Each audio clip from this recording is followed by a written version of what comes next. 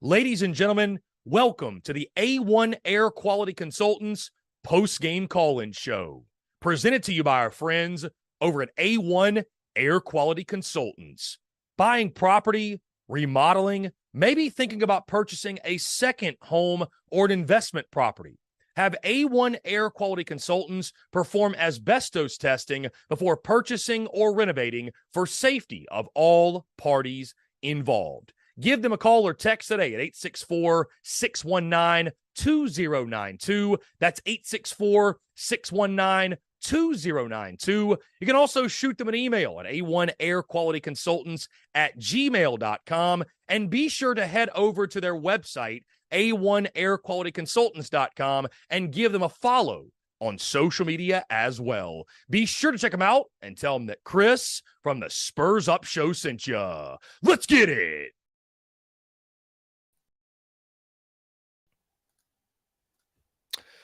Ladies and gents, boys and girls, welcome. The A1 Air Quality Consultants post-game call-in show is officially live as the Gamecocks fall to Tennessee on the road in what felt like blowout fashion, a 21-point loss. South Carolina falling to 2-3.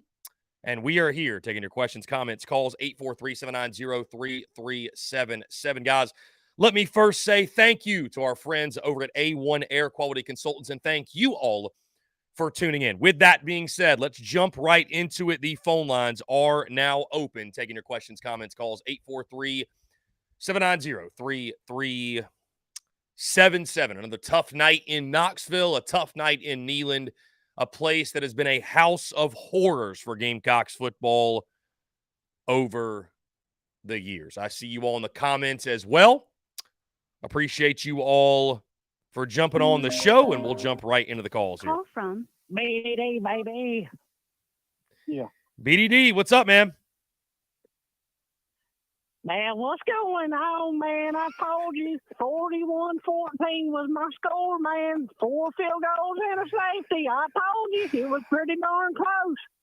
BDD, you're probably the only Tennessee fan that can make me laugh right now, so I appreciate you calling in and bringing some bringing a little lighthearted, bringing some lighthearted nature to the show. Thank you, man.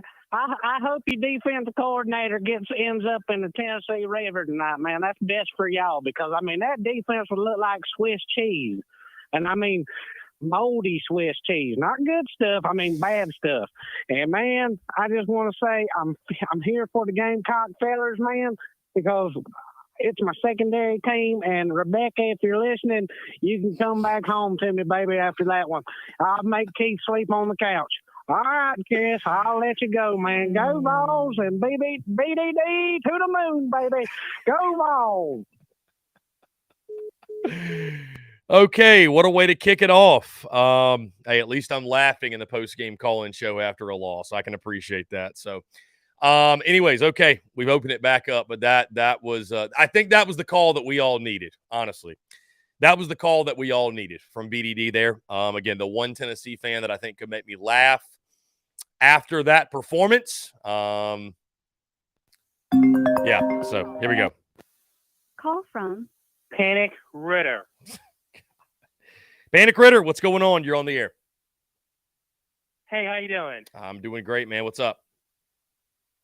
Well, first of all, I know we can't blame Clayton White too much, but he needs to go, and I feel like that play, you can't get a yard on 4th and 1. Come on. I feel like sometimes our coaches are calling plays they get from Madden. Come on. We can't stop. We're not playing Madden. We're playing college football. I don't know. Do you think we can still make a bowl? I know Florida's beatable, Missouri and all them, but I don't know. If we can't stop the run, we're not going to win much game. I'll say this, Ritter. I think South Carolina could absolutely still make a bowl. This was a game that I always had as a loss, and I even said over the summer that, when I listed it as a toss-up, and I listed it as a toss-up out of principle more so than anything because I felt like of all the toss-ups, this was the game that was most obviously a loss because of what happened last year. The game at Neyland, expected it probably to be a primetime night game. And, I mean, dude, Tennessee, and some folks won't like to hear this, so brace yourselves. Tennessee was never losing this football game. They were never losing this game. And so some people kind of balked at my 14-point score prediction. But I mean, you know what's funny about it? My score prediction that I almost dropped that I didn't was 45-24. And I felt like, well, you know, maybe I'm being a little too harsh the way Rattler's playing. This team's playing better. Let me go 45-31 instead. I guess I should have stuck with 45-24 because here we are. But no, I think South Carolina can still go 7-5. Maybe even 8-4, but I tell you this: with each passing week, 7-5 looks like the correct record prediction. So, Panic Ritter, I appreciate the call, man. It's always a pleasure to hear from you. And I'll say this too, to the point that Ritter made on that 4th and inches when South Carolina went for it, they didn't get it. I'll tell you what my grandfather told me, son. If you can't get 3 feet, you don't deserve to win. And so when it's 4th and inches, guys. When it's 4th and inches, we can bitch about the play call. We can bitch about the personnel. We can bitch about the situation. But if you can't get inches, you didn't deserve to win that ball game. Flat out, bottom line, you didn't deserve. If you don't have the stones, the manlyhood to get inches, you don't deserve to win. Bottom line, point blank, in a story. That's it. That's it. Tennessee was the better football team. They executed at a higher level. They deserve to win the football game. That's it. That's it. It's that simple. It's that simple. Anyways, phone lines back open, 843-790-3377, guys. Panic Ritter, appreciate the call. Thank you, guys, so much for calling in. We're going to be taking these all night long. I'm sure we'll be on here for quite a while, and it's going to be a therapy Monday for sure. Here we go. Call from for your enthusiasm. Bryce, what's up, man? You're on the air. Man, find some joy, right? Find some joy. Here we go. Find some joy indeed. Find some fucking joy. I can't find a lot of joy in that, man. I don't even know what to say. Like, I know you had them listed as the better team, and you had them winning outright. I watched it happen. I still don't believe it.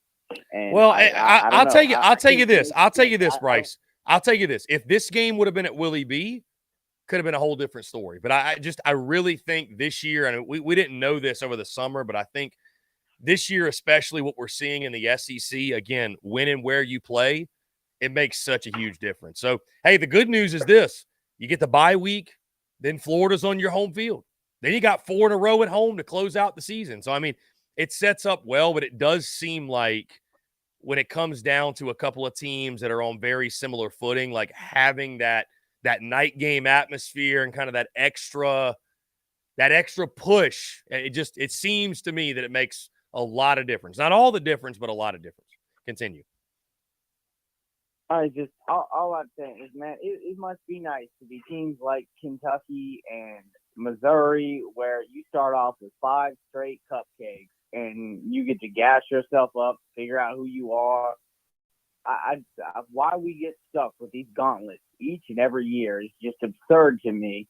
But the way the schedule's built is just outrageously built against us. I mean, that's obviously not intentional. It's just the way that it happens. But it's just crazy how we never get a schedule where it's like we can, get our footing and figure out who we are and play to our advantages and whatever. But it's just, I don't know.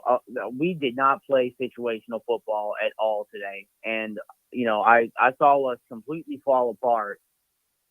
That pick 6 from Spencer Rattler. Why don't you just run the football? Like I said, throw it deep before that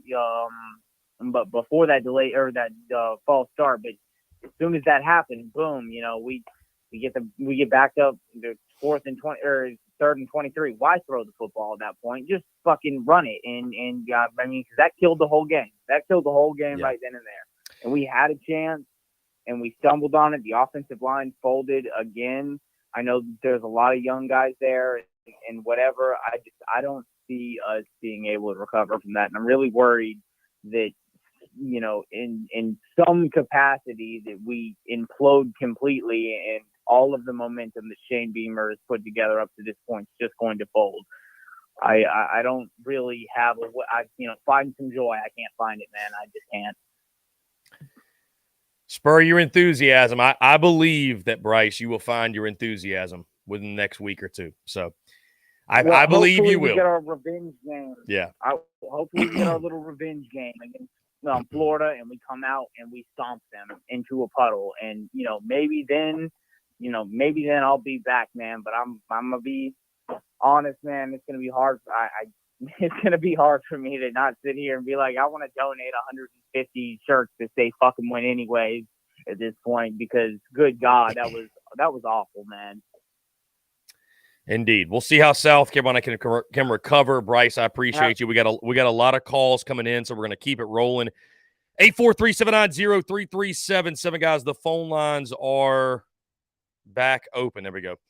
I see my guy Battle in the comments. Battle, you gotta blow up the phone lines, my guy. You can get in. It's somewhat tough, but you can get in.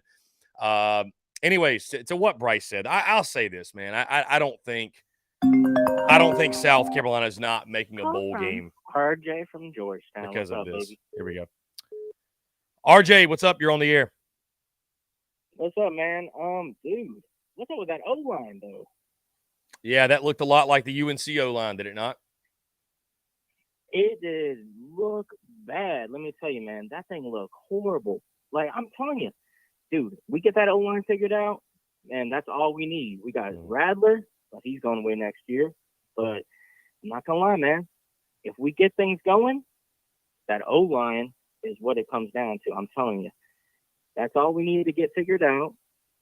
If we get it going next year, I guarantee you we're going to have I'm not even going to lie. That O-line gets good, we're having one of them Steve Spurrier moments. Yeah, I mean, you got to get the O-line fixed. And, I mean, you've got a pair of young freshmen in there right now that are doing all they can. They're going to be stars. But right now, again, it's baptism by fire, man. And you're going to have some young guys next year as well, but they're going to be true freshmen. They're not going to be ready to play. So it's about how do you bridge the gap from that moment to – and, I mean, I think what you're seeing is that – and listen, I mean, I love Shane Beamer, but let's call it for what it is. I mean, the – not going out in the transfer portal, and again, I appreciate the call, man. We're going to keep it rolling. Not going out in the transfer portal and landing any Power 5 offensive line transfers, and I know there weren't many, but you landed zero. You landed zero. You got Nick Gargiulo from Yale, but outside of that, guys, Sidney Fugar ain't seen the field since Georgia. Jackson Hughes is done, but he wouldn't have played. Nee Manziel is done, but he wouldn't have played. Like, you didn't pick up anybody. And so now you got to turn to two freshmen on the offensive line in Neyland Stadium. It's not going to work out well for you. It's just not going to work out well. Let's go to the phone lines. Skyland, you're on the air. What's up? What's up, man? I didn't know you was live. That's what I do, man. We are live. What's going on? Heck yeah, just leaving Knoxville now. Quick thoughts? Quick thoughts. Well, I think Tennessee could have beat you out throwing a pass tonight. Their offensive line definitely showed it was bigger and stronger than us. It definitely got whipped up front all game. I felt like Powell, felt like we couldn't block him long enough, so that's why he throws the ball short. I felt like, some home cooking tonight. Definitely with some hold calls they didn't get called. I felt like, the DBs, Tennessee's DBs really held our deep passing down by holding the receiver.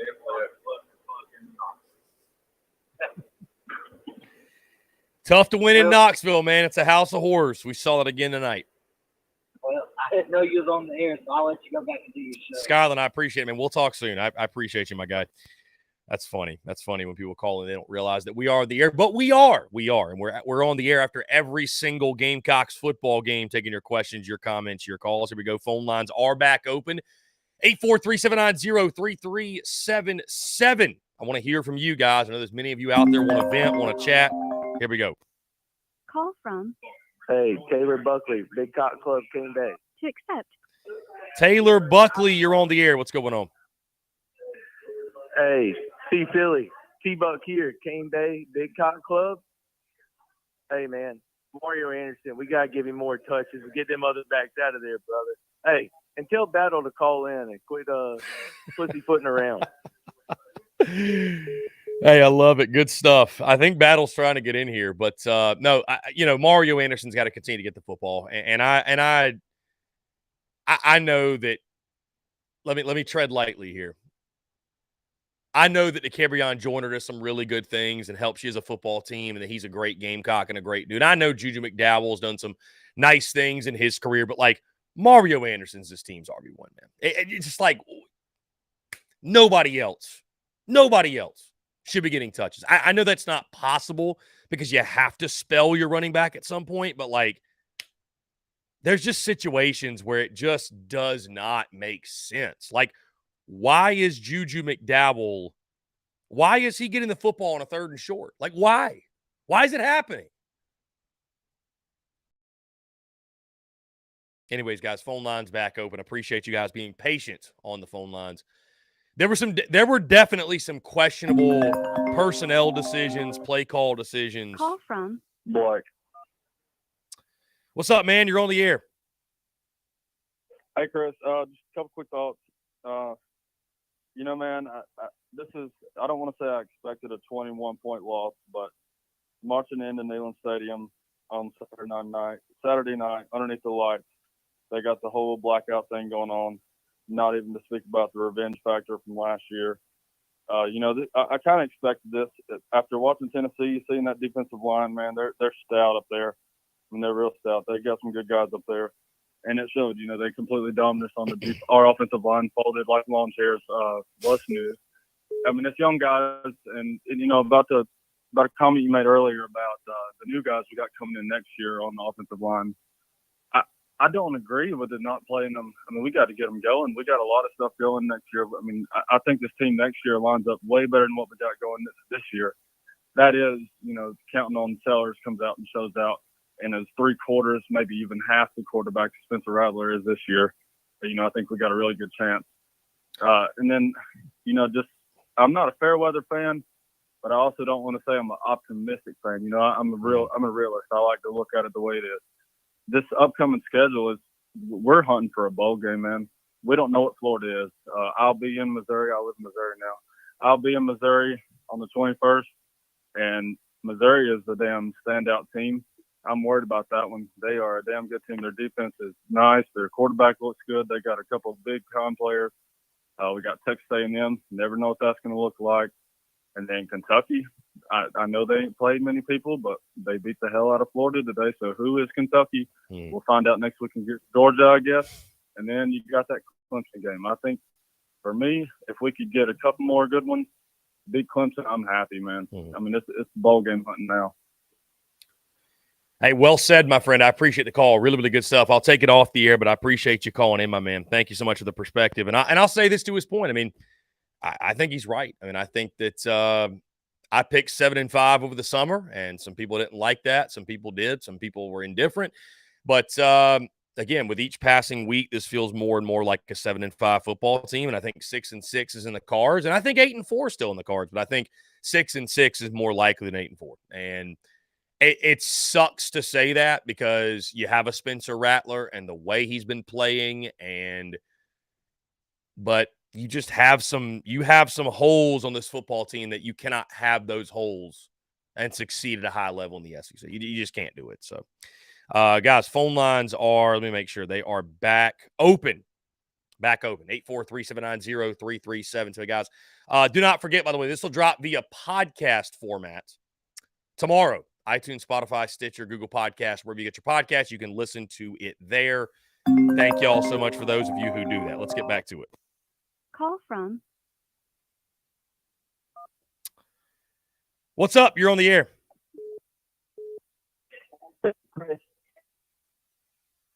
Going once. Going twice. All right, we got bad service. I apologize. I got bad service. Y'all keep it rolling. We got bad service there. I see you all in the comments, by the way. Yeah, that was a great quote. They folded our O-line like lawn chairs. Yeah. I mean, it's I don't have the stats pulled up in front of me. What was it? 6 sacks, 7 sacks, something like that. It was the UNC game all over again, call really. from Michael, Carolina Rise. Michael, you're on the air. What's going on? Chris, love what you're doing, man. I appreciate it. Thank you. What's up? Yeah, no worries. So defense, man, definitely suspect and absolutely questionable. Anything to say about the defense is really warranted at this point. Mm-hmm. I've always looked for those second half adjustments, but gotta say, just didn't see them and haven't seen them this season. So we'll see what happens there. But bro, that O-line, I don't even know, man. We're just a couple years away. I mean, realistically, what are your thoughts there?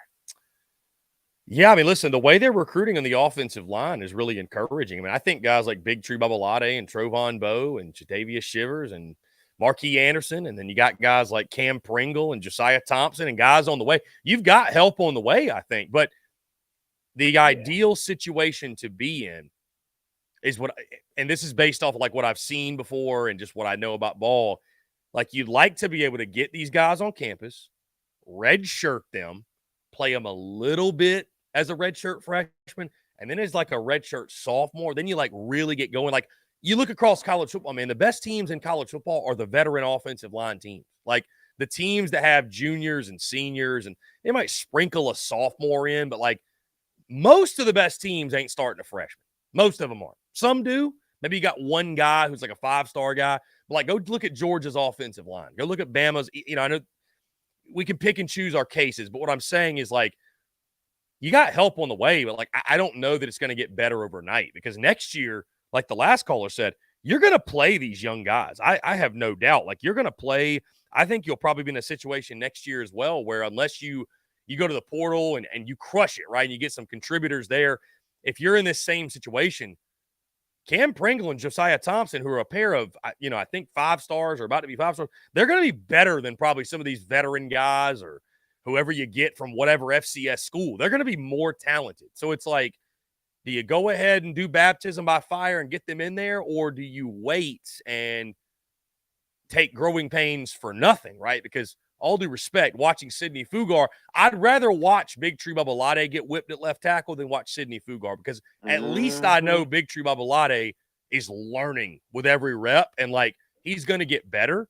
Whereas the other guy been in college 5-6 years and he is who he is, right? So I think help's on the way, but it's just, it's going to test the patience of Gamecocks fans. And, in the SEC, obviously SEC football fans, there's not a lot of room for patience.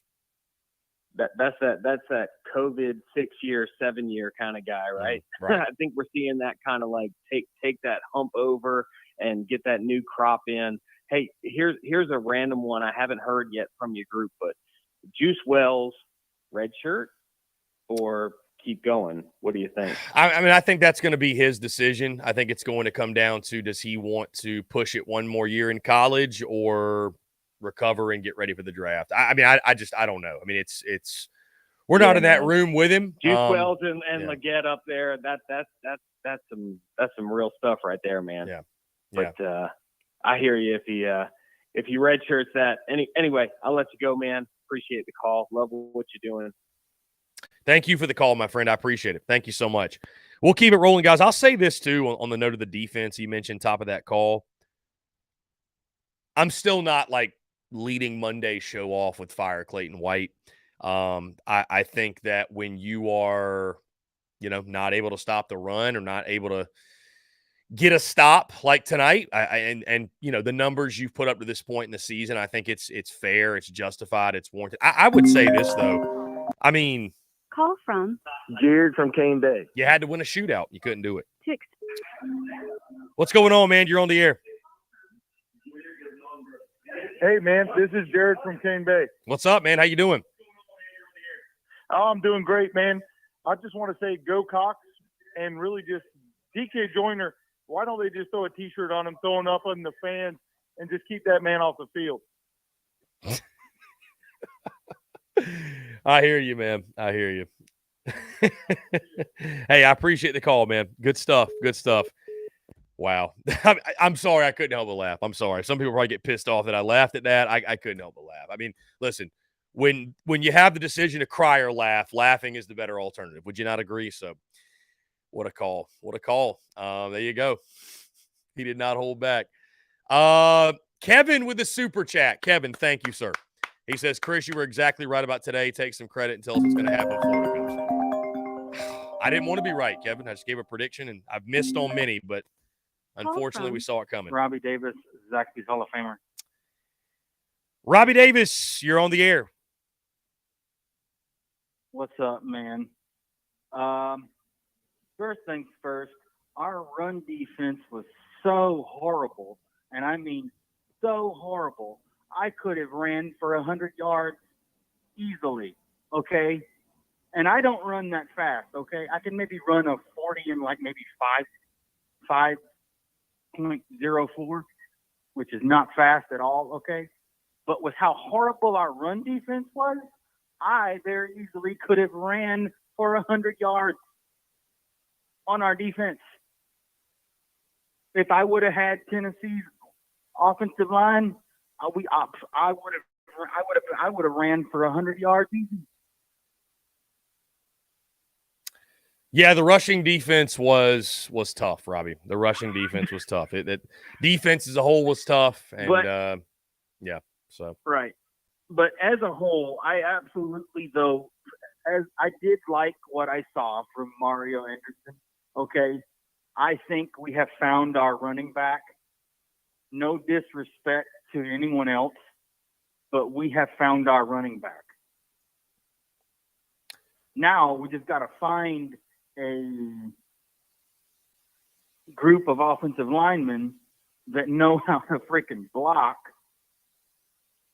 and I think we'll be okay. And find some defensive and all. Go ahead. And we need to find some daggum defensive players that actually want to knock somebody on their ass, because that was absolutely god awful tonight. It was awful. Awful. Robbie, well said, my friend, as always. I'll just make this point. I say this out of love about Robbie. Robbie calls in to say a bunch of stuff while saying nothing simultaneously. And for those who get it, you get it. And if you don't, you don't. Robbie, you lost me when you said you could run for 100 yards on Tennessee's defense. Or whatever. He could run for 100 yards on Tennessee's or South Carolina's defense, or any defense for that matter, or anybody. I don't know. Anyways, phone lines open, 843-790-3377. I see many of you trying to call in. Keep blowing it up. From Phil Ballou, Maha Philly. What's going on, man? You're on the air. I know, first time caller. Hey, man, look, tough game, but it comes down to not your usual culprits, which has been special teams and defense. Defense in particular this year. Tonight was 100% on Shane, Dowell Loggins, and Rattler. Just crazy play calls. I think we did a great job getting in 2nd and 2, 3rd and 2, 3rd and 1. And for the life of me, we could just not convert. Running Juju in the A or B gap, Mario, and then the fucking QB sneak. I mean, it was god awful, man. I mean, just absolutely terrible, piss poor. And I saw people complaining about Tennessee being lazy and getting the substitutions off. That is the root cause of that. It's for us subbing. So guess what, guys? The refs hold the ball. The defense gets to sub, and they're getting fresh linemen coming in to trounce us even more.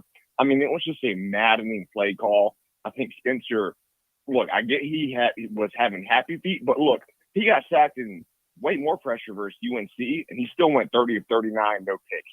This game, I don't know what it was. He ran into his lineman a couple times, and then no shots downfield. And it's like we refuse to use the middle of the field. I don't get it, man. But, Gamecock Nation is great. We're a passionate fan base, but damn if we're not responsible for getting the wins too. And also, imagine people giving you shit for not giving a push to coaches. I mean, you nailed that one dead on. So anyway, I'll hang up and let other people get on, but love the show. And I'll be sure to call in this week. Thanks, man. Dude, I appreciate it, man. Thank you so much for the call. That was epic. That was legendary. Drop the mic. I will say some very questionable play calling decisions, personnel decisions on those 3rd and shorts, especially South Carolina was abysmal on those short yardage 3rd downs. And, To his point, man, I mean, listen, I'm certainly not, I try to pick and choose my spots and go after the coaching when it's fair and talk about the coaching. But, the fact of the matter is this, the coach is the ones on the sidelines making millions of dollars and somebody's got to be held accountable. So Call from Jamie from Cane Bay. Cane Bay, stand up. What's going on? You're on the air. What's up, dude? Hey, man, 3rd and 22, pick 6. You got to say that had to be the defining moment of the game, that damn pick 6. I mean, what do you think, man? Yeah. Call? No, Was that on Rattle? I think that, number one, was certainly a big turning point in that football game because I was sitting there thinking, and I figured halfback draw at the middle. We're going to punt it away. We're going to go to half 17-10. And with all things considered, the way that it had gone, a 7-point deficit felt very manageable. And then when that pick 6 happened, you kind of knew in the back of your mind, this one's probably over, right? You're not going to throw a pick 6 on the road and get away with it. But yeah, I mean, pressure off the edge. Big Tree gets beat. Rattler rushes the throw. He had Omega Blake open, and he sails him and goes right in the hands of, I believe it was Hayden, the DB for Tennessee. So it's just one thing leads to another, man. And I would say this. I thought it was – I would have rather just ran the football and kicked it away and lived to fight another day. Yeah. And not many good things are going to probably happen on 3rd and 22 when your offensive line can't protect. So, I mean, hindsight is 20/20, but it felt like there were a lot of things wrong in that scenario, and it just completely blew up in your face. So, Right. Hey, thanks, Chris. The boys from Saxony, we love you guys, and bring back the Black Big Cock Club hats. That's what we need next. bro, they're on the store. They're on the store. All right, they're back. We're gonna get them. Yeah, they're back. Buy yourself one, asshole. Let's go. I got See you. buddy. They're back. I appreciate you guys. Yeah, hey, listen, they're back. TSUS.store. You got to search Big Cock Club. I'll try to get those available to the masses, like on the homepage and all. 843-790-3377, guys. My guy Battle just continues to blow up the phone lines. I almost just want to call Battle himself. See what's up. Here we go. Jumping right back to it. Call from Paco. What's going on? You're on the air. Whoa. I think I just hung up on the guy. Call back in, please. I'm so sorry. I was trying to ignore somebody else, and I think we just hung up on the guy. Anyways, technical I am more incompetent than the Gamecocks offensive line right now. So, tough. Sorry. 843-790-3377, guys. Again, the A1 Air Quality Consultants postgame call-in show. And we had a call they hung up on themselves. All right, so we got some real issues. Got some real issues happening. A lot of comments about Dabble Loggins. A lot of comments about Clayton White. Shoot, we got comments about Shane Beamer. How about it? Dale from East Tennessee, the super chat. Thank you, Dale. Hey, Rebecca, come home, baby, go Vols. Dale, you're crazy, man. You unhinged. Call from Bobby, you're on the air. Hey, Chris, how you doing, my friend? I'm doing well, man. I appreciate it. What's going on? Hey, Chris, it should be said Foster Jordan. Well, I'm not Foster Jordan. Not right now, my brother. I am not either. It's a tough L, man. It's a tough L. Tough pill to swallow. Yeah, hey, Chris, I get used to this now, my friend, because, yes, we have some issues at Tennessee. That's been our witness for decades, huh, Chris? Yeah, man. It's, again, you got to pick up the pieces going to the bye week and move on, man. You got to pick up the pieces and move on. Yeah, I agree, Chris. And let me tell you, man, when we look back on this, it's not laying a top defense, not laying O-line and trust wise. It stinks, man. Yeah, offensive line has got to get fixed. Offensive line's got to get fixed. Hey, I appreciate the call, man. We're going to keep it moving. A lot of calls rolling in. I'm going to read this because you know what? You left a super chat. I appreciate it. Taylor Smith says, Shane Beamer is such a dork. Go Vols. Enjoy the $1.99. How about that? Even Tennessee fans are throwing us pity dollars in the super chat. Malcolm Nash with the super chat. Malcolm, appreciate it. Thank you so much. Malcolm Nash. How about it? Guys, phone line's back open. I want to hear from you. 843-790-3377. Disappointing loss, guys. It's tough. Call from Brady from Cane Bay. Why To accept. Cane Bay, stand up. What's going on? You're on the air. Hey, this is Brady from Cane Bay. I'm from Tuscaloosa. I'm really trying to become a part of the Big Cock Club. You know, South Carolina's really making it hard on me, buddy. Really making it hard on me. Oh, this is just the beginning. We're just scratching the surface. Trust me. So this is you think this is Rattlers last year or so. I mean, what's the outlook like next year? I mean, I don't know how long I can hang on to this Big Cock Club. Yeah, a lot's going to change. I would say get familiar with the name Lenoris Sellers under center. I think he's going to be the guy. I appreciate it. We might stop talking. We're taking the calls from Cane Bay. We got some silliness going on. Either way, guys, we got a lot of people that want to call in and get their thoughts out there. Bruin Nation says you got to start off in the Little Cock Club first. Yeah, you have to graduate. So, you got to graduate. Anyways, guys, tough loss. I mean, it's a tough loss. I will say this though. I watched that game tonight. A lot of questionable decisions and everything, but I just, the people that want to jump straight to coaching, like Shane Beamer and company, and questioning Beamer, and I don't know, man. I will say though, and by the way, guys, phone lines are open. Y'all want to get? Oh no, they're not. Now they are. Phone lines are open now. The conversation, people think I was Malcolm Nash. Thank you for the super chat. Beating a dead horse. Where is Harbor? He was out there on the field at the end. I will say that the comparisons between Josh Heupel and Shane Beamer in the two programs. Rachel Walker. To accept. What's going on? You're on the air. Hey, Chris, it's Thomas and Rachel Walker, your favorites. I'm just here to say the only question we got is where the hell is Lenoris Sellers? That's the only question I got for you, Shane. Shout out to the Walkers. I appreciate it. Much love to you guys. Thank you so much. Appreciate you guys calling in. Hey, we love you. Go Gamecocks. Yeah, go Cox. I appreciate y'all. Thank you. It's awesome. The Walkers have been tuning in for forever. Where is Lenoris Sellers? He is on the bench. And I like Lenoris a lot, and I'm excited to watch Lenoris Sellers next year. I don't think Lenoris Sellers would have made a difference in that ball game. And I mean, guys, you think, we got two freshman offensive linemen. You want to throw a freshman quarterback out there too? I don't know if that's quite the move.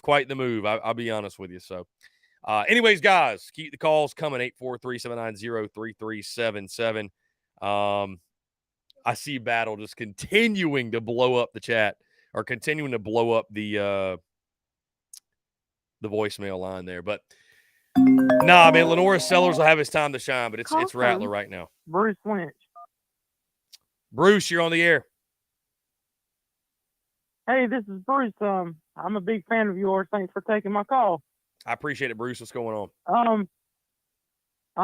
I just had some observations of the game tonight. First on the offense, I felt like we ran the ball better. We had that long 75-yard run, but I feel like they need to get more consistent with the run. We can't consistently win how we play running the ball like we have. And as far as the offensive line goes, I don't know if it's schematics or coaching or talent or whatever it is. It just feels like we've had a bad offensive line for like 6 years, and nothing every year. In the offseason, that's all we talk about. And then the season starts, and we have one good game, and we think we're going to win the national championship. And then all of a sudden, the offensive line starts playing bad. And it's just so frustrating to have that as a problem every year. And I want to hear your opinion on this. I don't know if we need a new offensive line coach or start recruiting better. It's just something's got to change there because it's just getting worse and worse. And then on defense, I feel like we don't tackle well. It's too much trying to strip the ball and not wrapping up. And then on the deep ball, half the time our guys aren't even looking at the ball. They're just reacting to what the player does, and that's why we get beat. And I hope we use the bye week to get healthy and regroup and come up with some different schemes, and hopefully we play better the rest of the year, because if not, I'm kind of worried we might only have 2 or 3 more wins based on our schedule. I'll hang up and let you talk, but I appreciate all the work you do, and go Gamecocks. Thank you so much for the call, man, and I appreciate you sharing your thoughts, and I think some really good stuff there. And yeah, I mean, listen, there's a lot to regroup over the bye week, and I will say to his first point, too, that, I mean, dude, I remember thinking back like mid-2000s talking about the offensive line. You know what I mean?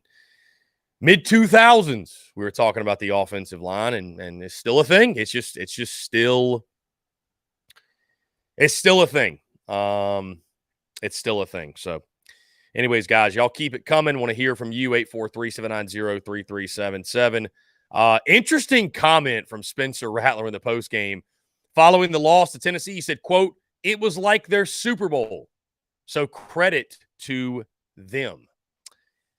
I think it's just an interesting move to throw shade on the team that just beat you by 3 touchdowns. I mean, I'm sure he meant nothing by it because they did. Listen, Tennessee did hype that game up. I mean, and you knew they would. You knew they would, guys. That was the most, and I hate to say this, but it's true. That was the most obvious, like, of the games, when you looked at games in the preseason, toss-up games, that was the most obvious toss-up that was going one way or another. I mean, Tennessee was never going to lose that football game. Let's jump back to the phone lines here. Call from Battle. Battle, you're finally on the air. What's going on, man? Well, I'm very, very disturbed, Chris. Why is that? As any Carolina fan should be. Okay, I'm following you. Why the hell are we still putting the Carry-On in there as a runner back? I don't know. I think Mario Anderson's this team's RB1, man. I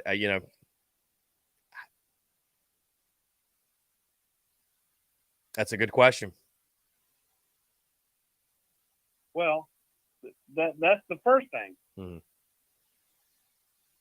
Secondly, why is Clayton White still the freaking defensive coordinator? He sucks. Yeah, I mean, listen, I would say with Clayton, man, it's the numbers are what they are, and South Carolina just has a long way to go defensively. There's some holes in personnel. It's you're still having issues stopping the run. Tennessee's a high-powered offense, and they're going to, they're going to put up numbers. Again,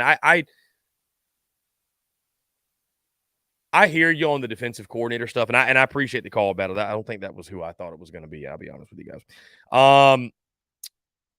I hear you on the defensive coordinator stuff. When you're at the bottom of the league in numbers and in defensive statistics, Clayton White should be getting heat. He should be. Like, to all the Clayton White stands out there who think you shouldn't say one little critical word, now he should be getting the heat. He should. Like, when you have the numbers where they are, you should be getting the heat. That being said, though, that game, going into it, unless you were living in La La Land, fairy tale world, you knew the game against Tennessee was going to be a shootout. You were going to have to win via shootout. And, I mean, guys, if you'd have told me, one of those touchdowns is a pick six, so you held Tennessee to what, 34 offensive points? Something like that. If you'd have told me you held Tennessee to 34 offensive points, I would have said, okay, fair enough. You need 35 to win. I mean, literally. So the defense by no means is great. I'm not trying to make excuses, but in a game like that, you just have to score. I mean, look at Ole Miss tonight. Beat LSU like 52-45 or something. 700 yards of offense. Guys, it's all offense, man. It's all offense. Like, it all comes down to offense. Like, I'm not saying don't be critical of Clayton White. It's not what I'm saying, but. Call from. What's going on? You're on the air.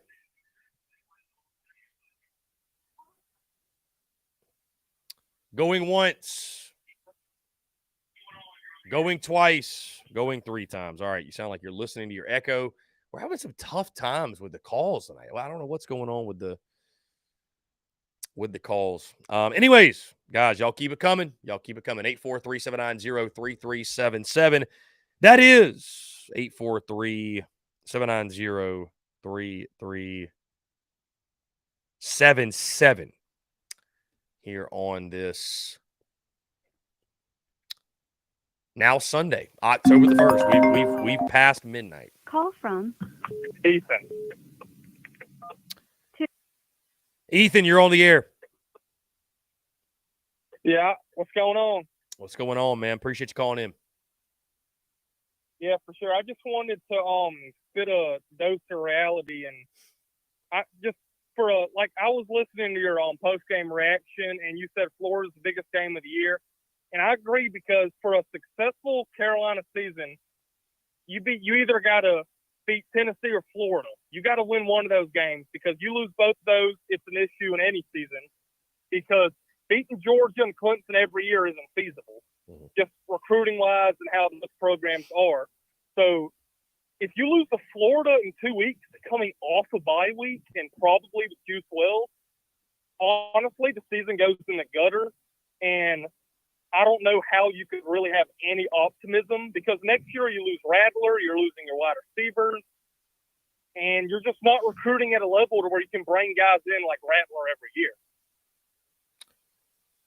Yeah, I will say to your point, man. I mentioned it in the post game, and I appreciate you watching that. And I'm going to continue to echo it. Right, we've got 2 weeks, obviously, because of the bye week. But yeah, I mean, we didn't get to this point exactly as I predicted. I thought South Carolina would beat UNC, lose to Mississippi State in a upset. So flip those 2 games, but still, I thought South Carolina would be 2-3 at this point. And that Florida game, it absolutely is, in my opinion, the most important game of the year. And from the standpoint of getting to or even remotely close to the goals you had set in the preseason. You beat Florida, you go 3-3 through your first 6. 7 wins is still very doable. I think you can go 4-2 over your last 6, which would still be a really, really good finish, but it's very feasible, especially with 4 games at home left to go. You lose to Florida and lost to Florida. It's really going to knock you off the rails. It's going to be tough. Yeah, you lose to Florida to the second half of the season. Kentucky's looking good. Missouri just for some reason wants to beat South Carolina every year. Going to College Station is going to be tough. Clemson's going to be you don't know what's going to happen then, and it's just you have to take any game that you can kind of win at this point. Like you have your Vanderbilts and Jacksonville State. Obviously, those should be wins. But if you can get a game like Florida, get 2 weeks to prepare, you have a home game. It just comes down to it. You can't like last year. You lose a game to Florida, and then you go beat Tennessee and Clemson. You can't expect that kind of stuff to happen, and that's why last year was so crazy. This year, you have to just win those games. You just simply do if you want to be a good program. Because honestly, you lose to Florida, bowl game might be out of the picture completely. Yeah, I think that's a fair take, my friend. You lose to Florida, and getting to 6 wins, will be the new priority number 1. Hey, I appreciate you calling in, my man. Thank you so much, Love and Sport. We got some other callers waiting on the line, but thank you, my friend. Thank you for calling in. Really, really good stuff, guys. We're going to open it back up, 843-790-3377. I know many of you want to chat, want to discuss, guys. In case you did not realize, we do this every single day on the Daily Crow on YouTube, Monday through Friday, noon to 2. On Fridays, we have our Friday mailbag episode, taking your questions, comments, and calls, and it's really good stuff. We take questions via Super Chat during the week, also in the Big Cock Club as well. Anyways, whether it's a Gamecock fan, hey, we got any Tennessee fans want to call in? I'm more the merrier. We're welcome. I would love to hear from you guys. Anybody out there who wants to chat, talk ball, we'll take a couple of more. I do it every week. Why do I do that every week? We'll take a couple more calls. I want to hear from you guys. Spencer Rattler, get this, was asked in the postgame if he heard the crowd chanting "F you, Spencer Rattler." His comment quote, if you ain't got haters, you ain't popping. Let's jump back to the phone lines. Call from Billy. Billy, what's going on? You're on the air. Hey, man, I told you I'd call in. Tennessee owned y'all. I told you Joe Milton was going to throw for 500 yards, and he did. We drug y'all like a damn cat. I don't even know what to tell you, man. I told you we'd own y'all, and it happened. Don't ever doubt my knowledge. We're making it to the college football playoff, and Joe Milton's leading us to the promised land. Don't ever doubt my knowledge. Shame on you putting a poor name on the CSRA with your 803 area code. Goodbye, Billy. I guess I asked for that. But I don't know. It's weird trashing me when I also picked Tennessee to win. So it just is what it is. Anyways, phone lines are back open. He's calling in from the Aiken number. Aiken, South Carolina, CSRA. Love the CSRA. Only to hear that. So. But hey, I mean, again, hey, tip the cap. Give Tennessee fans credit. Give Tennessee credit. The Vols kicked Carolina's ass. I mean, it just bottom line, point blank. I don't know if that's what Tennessee fans had in mind when they thought about revenge and what revenge would look like, but they got it. I mean, they got it. Point blank, bottom line, in the story, they got it. So, congratulations to you Call guys. from Emma. To accept. Emma, you're on the air. Hey, my girlfriend's about to fall asleep, aka Emma, but I just wanted to talk some shop with you. What do you think about the Gamecocks game today, Chris? It was less than stellar. Less than stellar. Great. And you know what made it a whole lot worse? What was that? Was watching Marshawn Lloyd run his ass all over Colorado tonight. Or today, rather. Yeah, that was painful to see. He's having a good year, too. So He's having a hell of a year. And you know what? He did what was best for him. He transferred schools, and he's having a day. But let's get back to the Gamecocks. Listen, we're cooked. I don't think we're not making the college playoffs anyways. But I'm just waiting for 12 years, man. Or not 12 years, 12 teams. 12 teams ran that shit. You get Lenore Sellers, you get the boys going next year. It's fine. I'm talking this season. it can happen, man. The expanded playoff. My friend, you are zooted, and I want some of what you are smoking right now because, hey, we should all strive to be on one. We should all strive. I'm not talking trash. We should all strive to be on one right now. Truly, after that game. No, I know you're not. I sent you that. Hey, what do you think about that Clemson meme today? Oh, I loved it. I appreciate that. I always appreciate the folks that fire over the memes. So thank you. That was some comedy though. It was. And they were in trouble too. Yeah. They were in trouble. But hey, I'm not talking any trash. We'll leave it for November and we'll kick their ass. How about that? Let's do it. Let's do it, man. Hey, I Yes, appreciate sir. you, man. I apprient you guys calling in. Y'all be good tonight. Be You safe. have a good one. Yeah, man. Be good. How about it? God. Yeah, that's what you got to love about these late games, right? Like it's midnight, obviously, and so people are on one. Guys, phone lines are back open, 843-790-3377. Y'all continue to blow it up. I see my guy trying to get in here. My guy, keep blowing it up, man. Keep blowing it up. It's jam-packed. Folks are trying to call in, leave their thoughts, their comments, all that good stuff. And again, guys, thank y'all for making the post-game call-in shows, the A1 Air Quality Consultants post-game call-in shows, just a massive success. A massive success. I mean, it's truly a blessing. Let's jump to the phone lines here. Call from Your guy. My guy, you're on the air. My guy, what's up? What's going on? Obviously a disappointing night tonight, but I think, just something to take away from the game. I think we all just kind of thought with Spencer coming back this year, Juice coming back this year, we'd have a better year. But I think it's important to also look at how much we lost in the off season with just the transfers and then guys leaving for the league and stuff like that. I feel like we kind of knew this season was coming with the lack of experience and the freshmen that would probably be playing and stuff. But with Spencer coming back, we kind of thought that we would pick up where we left off last year as well. But I think the future is bright. I think there's a lot to learn from it.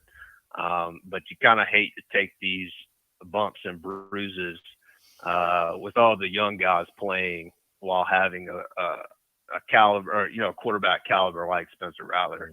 You kind of hate to see him kind of get drugged through the mud just because of the inexperience that we have on the team and things like that. But I think he's doing well with what he can. Still, I think there's some coaching things that need to be cleared up. I mean, I don't know why Joyner is your running back on your own 1 yard line.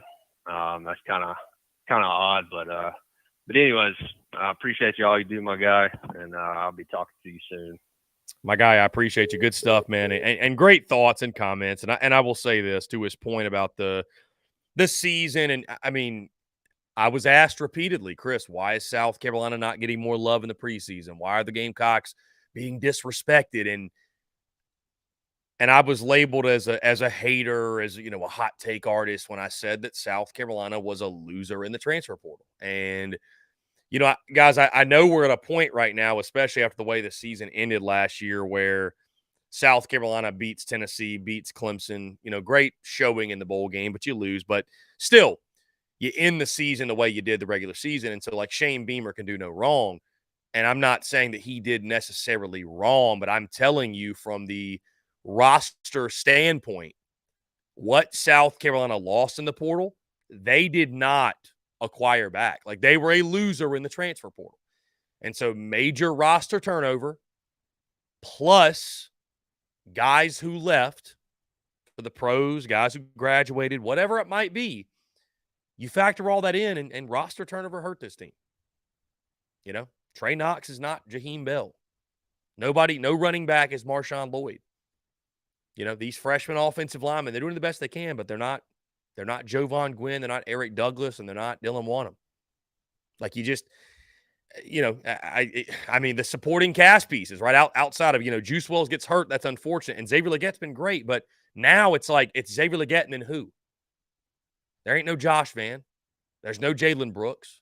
Like, you don't have these guys. So, growing pains early. And we knew the front half of this schedule was a gauntlet. And so here we are. Guys, phone lines are back open. Again, I appreciate my guy calling in. Great perspective on everything. So anyways, guys, tough night. Bruin Nation after game. What does he say? After game shenanigans on the field. Bruin Nation, what are you talking about specifically? What happened after the game? I may have missed that. Let's jump to the phone lines here. Call from Deepak. Deepak, you're on the air. What's going on?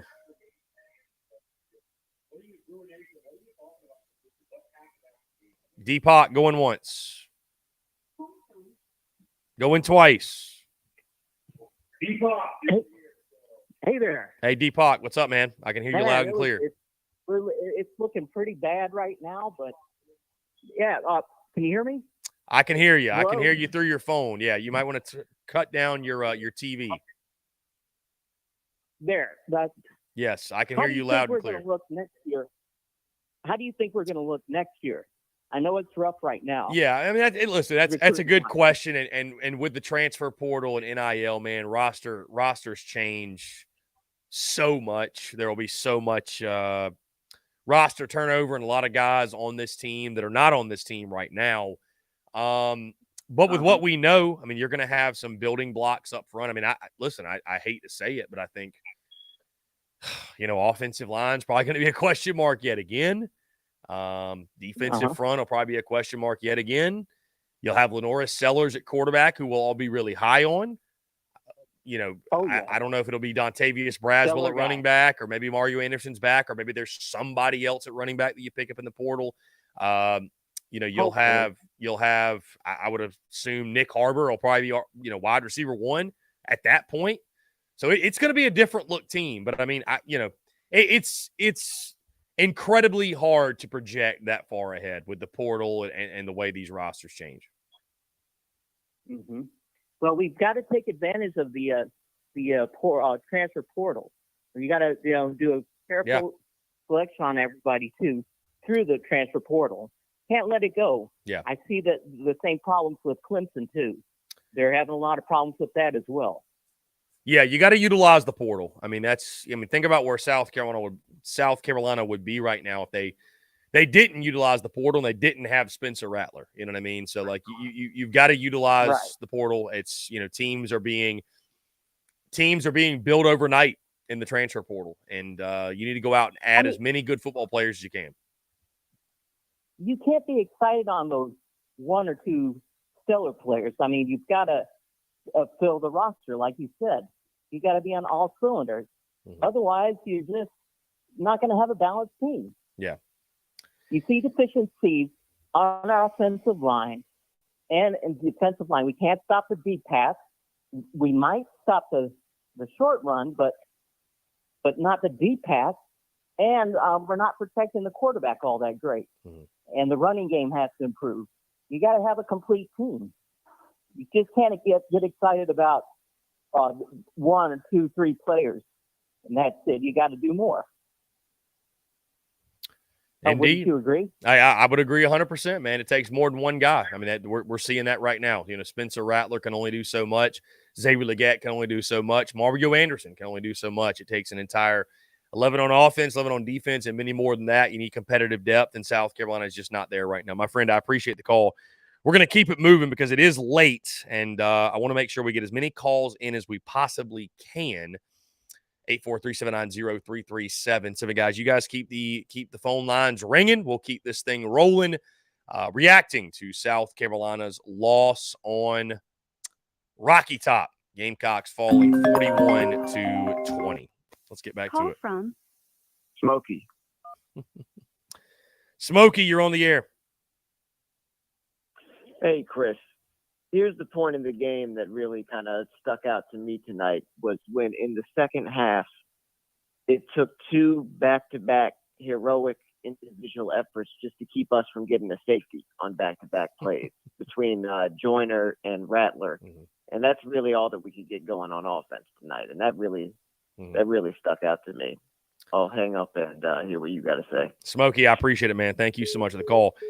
Yeah, I mean, that was a moment in the game for sure. I mean, the moments that really stick out to me are the pick 6 to end the first half, not being able to capitalize on the fake punt conversion and going for it on 4th and short and not getting it in a moment that I think you should have kicked that field goal. I just – I know Shane Beamer said in the pregame that, you're not going to beat this team by kicking field goals, but, you're also not going to beat a team like that by squandering chances. And when you're on the road and you're combating that crowd, that environment, and like the last thing you want to do is give them even more to cheer about and get excited about and go crazy about. And, I just listen, I understand if you get it, you're a genius, and we're sitting here praising Shane Beamer for a great play call.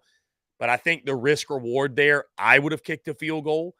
And then the other times that stand out, obviously, all of the 3rd and shorts, 4th and shorts, the questionable play calls, the throwing to Luke Doty on a 3rd and long when it made no sense, just not getting it on 4th and short on a quarterback sneak. I mean, there are just so many moments from that game that make you scratch your head, and that frustrates you.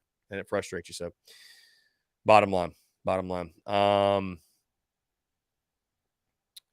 Yeah. I mean, I see a lot of people commenting, and guys, I'll say it yet again about the running back position. Mario Anderson's this team's RB1, no question.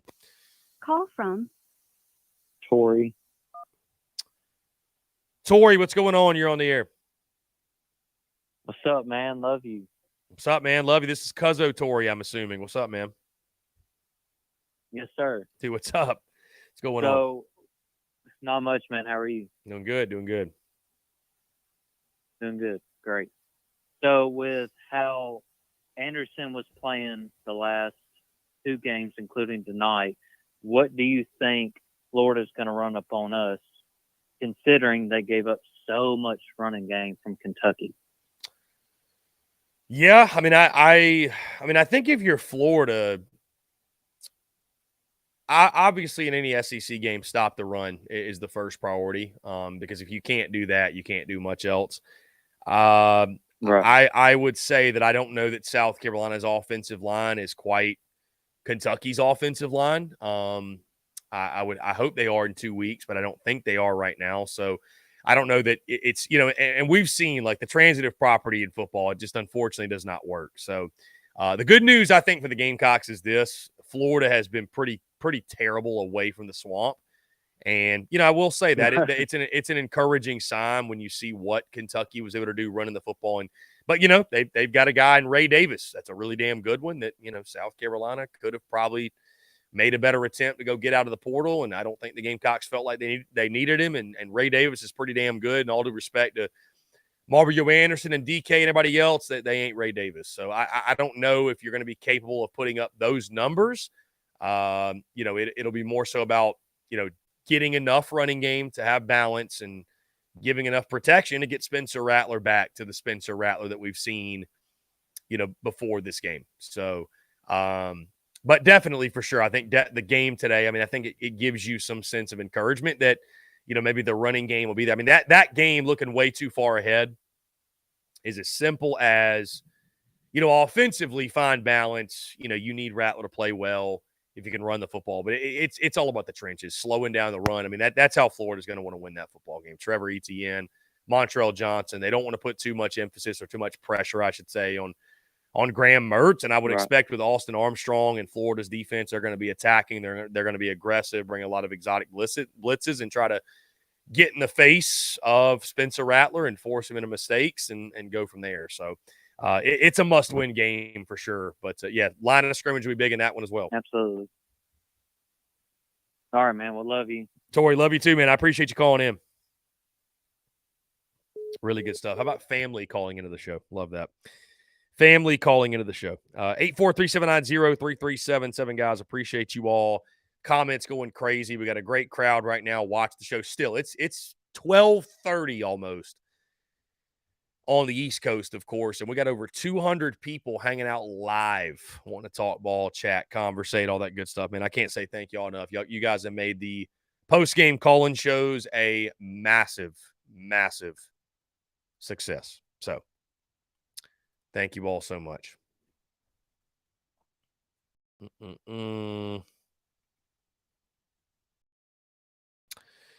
Anyways, guys, just like I said, tough night, really tough night. Monday, we'll break it all down, right? We'll talk Monday morning quarterback. We'll talk key takeaways from this game. It'll be a bit of a therapy Monday, and, we'll have all of our guests on this week, all that good stuff to break everything down and get after it and talk ball. But, this was a game tonight that, as I said before, guys, I just – when I looked at this game in the preseason, and it was a really fun offseason of trash talking Tennessee fans, right? But the day of reckoning came. The day of reckoning came. So, Call from Michael Lynn.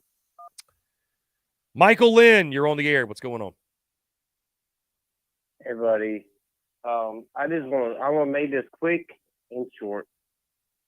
I am very disappointed in Boogie and the defensive line, man. Rattler tried everything he could do. Rattler tried everything he could do to come back in that game, but we didn't give him no help, man. Yeah. That's embarrassing. I feel sorry for my friends that went up to Knoxville. I just want to say, Rosalind, I'm sorry that you went up there and got embarrassed. I feel like the defensive line needs to do an apology message just like Tebow did. I'm just saying, man. This is embarrassing. I know that crowd was crazy. That crowd was pretty crazy. But let's be real, man. We didn't show up. We did not show up. They are embarrassing. Oh, man. I don't even want to talk about this team no more. They are embarrassing. So that's all I'm going to say. Good night. Michael Lynn. Well said. Short, sweet, and to the point. Again, for me, guys, this game wasn't necessarily embarrassing because I felt like all preseason I prepared myself for what was coming. It's interesting too, guys. You look at the last 3 results in Knoxville. South Carolina scores of, and this goes back from this year, going back the last 3 years, 41-20, 45-20, and 41-21. That's why I don't look at this game as like a season defining or a defining moment for the Gamecocks this year. Like, guys, even when South Carolina has been good, we could take this all the way back to the Steve Spurrier days. Even when South Carolina has been really, really good, they've struggled in Knoxville. And so I'm not trying to write it off and say everything that happens, okay, it's sunshine and rainbows, no big deal, find some joy. But dude, this game had all of the makings of revenge game at home at night. It was just, in my opinion, never a game that South Carolina was going to leave Knoxville a winner. Just never. So, guys, we'll take a couple of more. Whatever. We'll take a couple of more. I might as well just adopt that phrase at this point. We will take a few more calls. Would love to hear from you guys. 843-790-3377. The phone line is open. Corey Bridges, to your point, I did think the offense would play better. We knew that Tennessee's front seven was a problem. I don't think we knew how much of a problem it was. Right. We didn't know how much of a problem it was. So,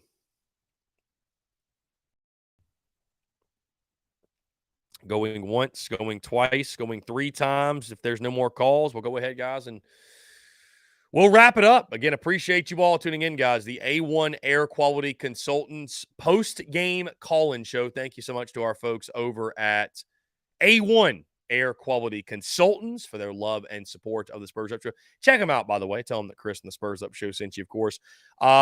Hit that subscribe button, guys, on YouTube if you don't mind. Hit the bell icon so you get notifications of when we go live as well.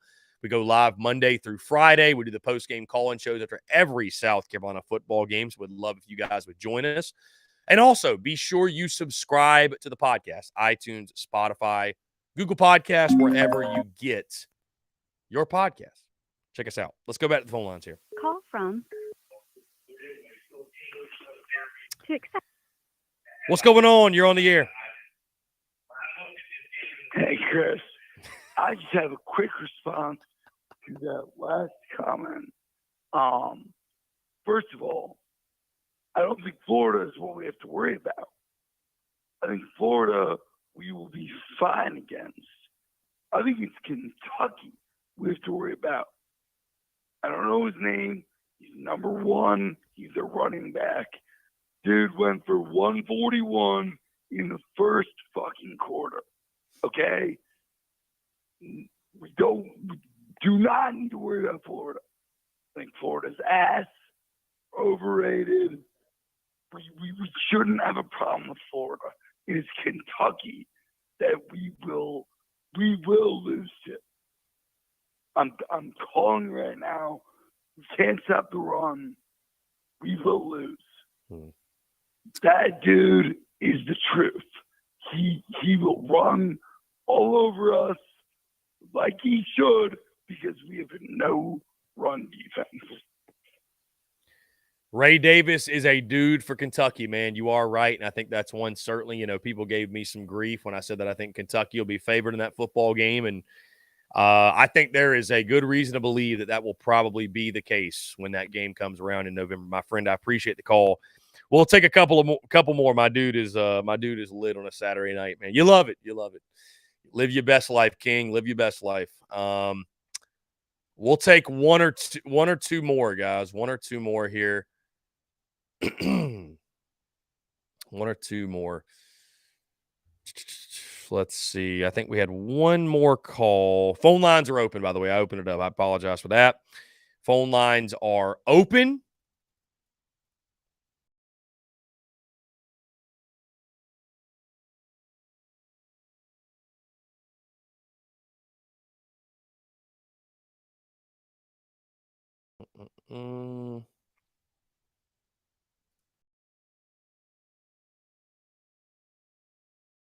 Okay. Okay, that being said, guys, here we go. All right, cool. Here comes another call. Call from. This is Bruce back for round 2. Bruce, you're back. You're on the air. What's going on? Hey, I was just calling back before you ended the night. I just had a couple more questions I wanted to ask you. They keep talking about Joyner and how bad he is at running back, and I agree to an extent that he's been struggling. What people have to remember is that he came out of high school as a quarterback, and he came to South Carolina as a quarterback, and I feel like without Joyner's willingness to stay at South Carolina when he could have easily transferred and gone to any school he wanted to play quarterback, but he stayed, and he's given all his heart to that school. And I understand that he might not be the best running back, but I feel like they can utilize him as a receiver. He's been a great receiver for the last couple years. He can do wildcat in the goal line situations, and maybe not the running back, but I feel like he can still help this team as far as like being wildcat and playing receiver. And also too, the offensive play calling tonight just seemed really weird to me. We had so many chances to get back in the game where, in last year against Tennessee, we saw Rattler throw it down the field like almost every other play. And tonight it was just so much dinking and dunking, whether it was like you said, that third down pass to Luke Doty or a little slant or I understand Rattler was running for his life, but you can't beat teams like Tennessee throwing the 2-yard passes. I think they said on the radio that his average tonight was like 4 yards a throw. And I don't know if that was game plan or just Rattler not feeling comfortable, but I just wanted to get your thoughts on Joyner and the play calling, and I'll hang up and you have a great night. And thanks for taking my call again. Yeah, man. No, I appreciate you calling in. Thank you so much for the comments. I'll say this about the play calling. It's really hard to dial anything up downfield when you are under constant duress. And I thought it was interesting, too, what Spencer Rattler said in the postgame about that they don't feel, and I'm paraphrasing, but was asked about the wide receivers and just kind of said that, like, they don't have as many guys as they had last year. Like, they don't have as many guys at wide receiver. Like, they're banged up at receiver. Like, they've got a bunch of, bodies in the room, but they don't have a bunch of dudes, you know what I mean? Like, proven contributors. And so that's hurting you. An immense pass rush is going to hurt you as well. And so I think that's the reason I would have liked them to see them for sure take more shots downfield, but it's hard to do it when you're under that duress. So, and then the Dakereon Joyner thing, man, I would just say that, the gripe is that he's not moved back to wide receiver because he's not a running back. It's so plain as day, blatantly obvious. He's not a running back. Like, and that's not all love to the kid, but this is ball talk. This is football talk, pure ball talk.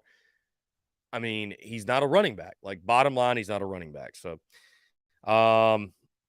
guys, that being said, if there's one more out there, if you want to catch me before we jump off, you can do so. Anyways, guys, hit that subscribe button on YouTube. Hit that bell icon so you get notifications of when we go live, when we drop new video content. Of course, subscribe to the podcast, iTunes, Spotify, Google Podcasts, wherever you get your podcasts. Going once, going twice. Okay, that being said, guys, let's go ahead and wrap it up. It is late. Thank you all so much for making the A1 Air Quality Consultants post-game call-in show an absolute blast. All right, here we go. We'll take one more. See if we can get one more in here. Call from. John, you're on the air. What's going on? How y'all doing tonight? Doing well, man. How are you? Doing all right, I guess, after that game. I just want to give a few thoughts on the game, if you don't mind. Yeah, go ahead. Yeah, I just want to call in and say Carolina sucks and y'all lost.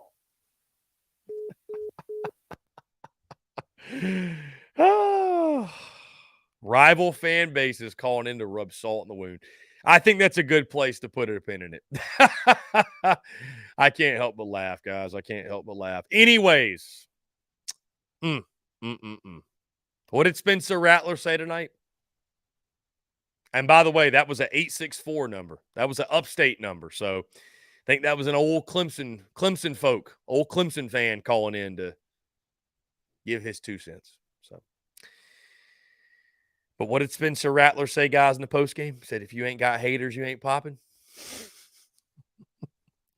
Something like that. Anyways, guys, appreciate you all tuning in. Subscribe on YouTube, subscribe via podcast, and thank you all so much again for the love, the support, the call-in show. Yet again, another massive success, and we will be doing this after every single Gamecocks football game this season. So, going to be a blast, guys. Again, jam-packed week of content upcoming with Monday morning quarterback, our takeaways on Monday, Therapy Monday, of course, and we'll dive into everything, and I'll let you guys know what the schedule is this week with the bye week upcoming. There will be some changes, but still jam-packed week of content, all that good stuff. And again, appreciate you all so much, guys.